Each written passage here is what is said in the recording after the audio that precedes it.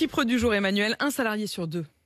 Mais oui, un salarié sur deux. Mais non, je ne revenais pas. Un salarié sur deux ne demandera Il pas. s'étonne lui-même, c'est ça qui est Mais fort avec oui, Emmanuel vu le Chiffre. contexte, vous vous rendez compte, pénurie de main-d'œuvre, etc. Un salarié sur deux ne demandera pas d'augmentation à son patron cette année, alors que pourtant, c'est ça qui est intéressant, presque 9 salariés sur 10 sont convaincus qu'ils méritent cette augmentation. Alors pourquoi? J'aimerais bien connaître les 10% qui estiment qu'ils ne la méritent pas.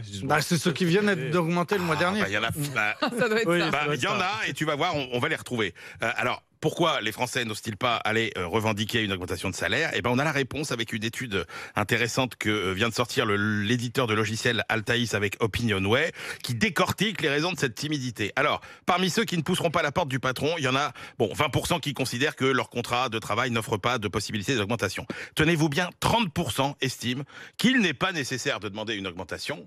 La moitié, parce qu'ils pensent qu'ils vont l'avoir, de toute façon. Donc, ça, c'est les confiants.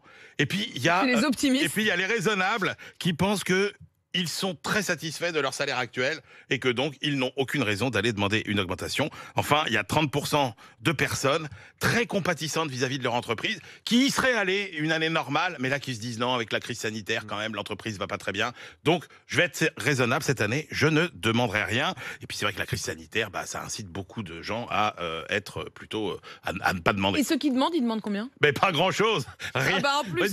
Des clopinettes. Des clopinettes, c'est incroyable. Près de la moitié des salariés qui vont aller demander l'augmentation, vous savez combien ils demandent? Moins de 5% d'augmentation. Moins Alors de que 5%. quitte à y aller, il faut y aller franco, quoi. Au moins 10%, moi je sais pas, on se Il déplace faut pas. demander 10 pour avoir 5.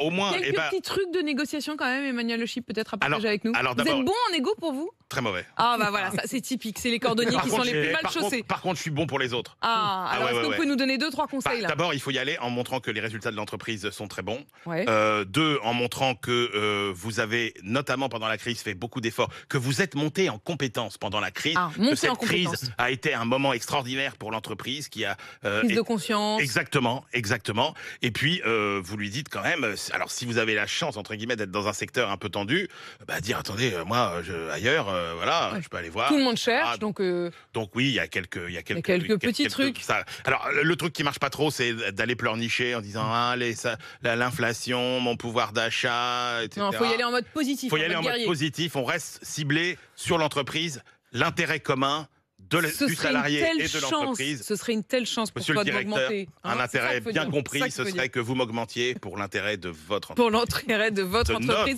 J'en parlerai tout à l'heure d'ailleurs avec Elisabeth Borne, la ministre vous allez du dire Travail. avec notre patron. Oui, avec notre patron peut-être, vous avez raison, c'est une très bonne idée. Il est 6h27, il est peut-être encore temps de prendre rendez-vous.